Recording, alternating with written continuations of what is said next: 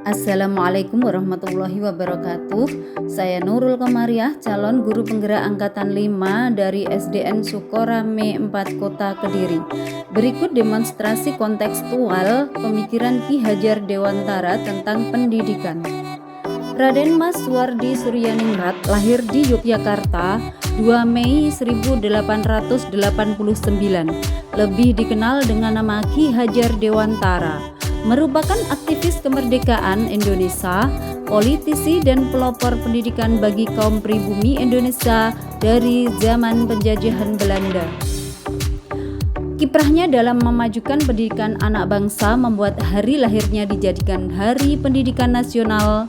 Didirikannya pendidikan taman siswa bertujuan memberikan kesempatan dan hak pendidikan yang sama bagi para pribumi Indonesia seperti yang dimiliki para priai atau orang-orang Belanda. Pendidikan dan pengajaran menurut Ki Hajar Dewantara. Pengajaran merupakan salah satu bagian dari pendidikan. Pengajaran adalah proses pendidikan dengan cara memberi ilmu atau berfaedah untuk kecakapan hidup peserta didik secara lahir maupun batin.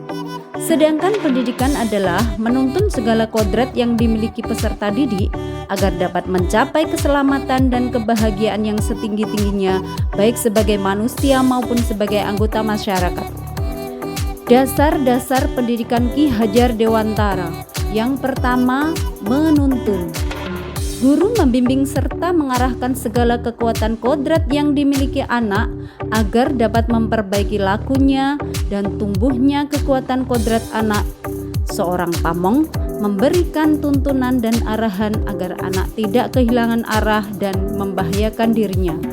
Yang kedua, kodrat alam dan kodrat zaman.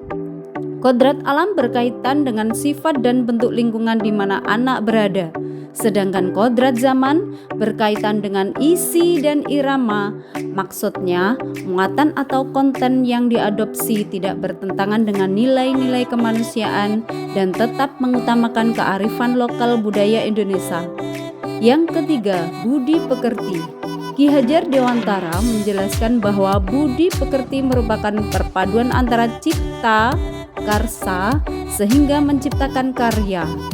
Dalam pembentukan karakter, keluargalah menjadi tempat yang utama untuk melatih kecerdasan budi pekerti.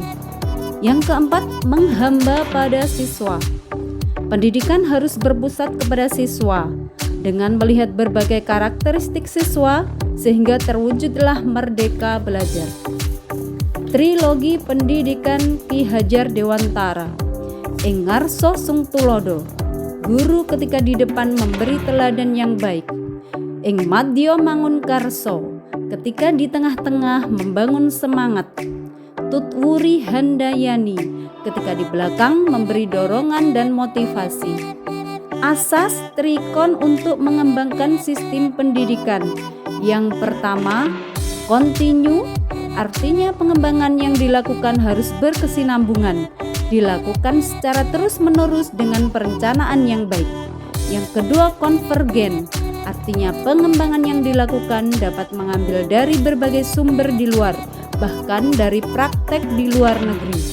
Yang ketiga, konsentris, artinya pengembangan pendidikan yang dilakukan harus tetap berdasarkan karakter budaya sebagai pusatnya. Pendidik sebagai petani atau tukang kebun, dan anak seperti biji tumbuhan yang disemai.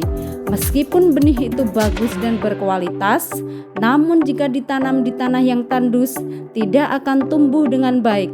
Sehingga, sebagai pendidik kita harus bisa menuntun anak pada kodratnya dengan baik, agar berkembang secara optimal. Implementasi yang saya lakukan di sekolah adalah yang pertama, pembiasaan literasi sebelum pembelajaran seperti membaca Al-Quran dan membaca kisah-kisah teladan.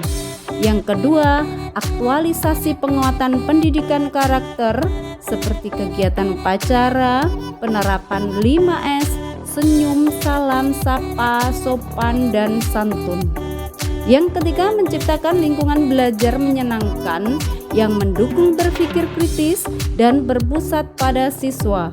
Yang keempat, membangun komunikasi dan kolaborasi yang baik dengan teman sejawat, kepala sekolah, orang tua, dan masyarakat. Dalam implementasinya, berikut tantangan dan solusi penerapan pemikiran Ki Hajar Dewantara sesuai dengan konteks kelas dan sekolah. Tantangannya adalah, pertama, proses pembelajaran pada akhir jam sekolah anak sehingga sulit untuk berkonsentrasi. Yang kedua, adanya siswa yang membutuhkan perhatian khusus seperti slow learner dan disleksia.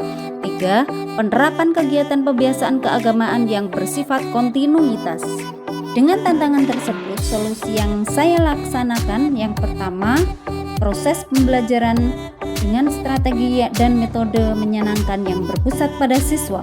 Kedua, berkomunikasi dan berkolaborasi dengan teman sejawat, psikolog, dan orang tua dalam menuntun proses belajar siswa. Yang ketiga, membuat lembar pemantauan kegiatan pembiasaan keagamaan ketika siswa berada di rumah. Demikianlah demonstrasi kontekstual yang saya lakukan. Wassalamualaikum warahmatullahi wabarakatuh.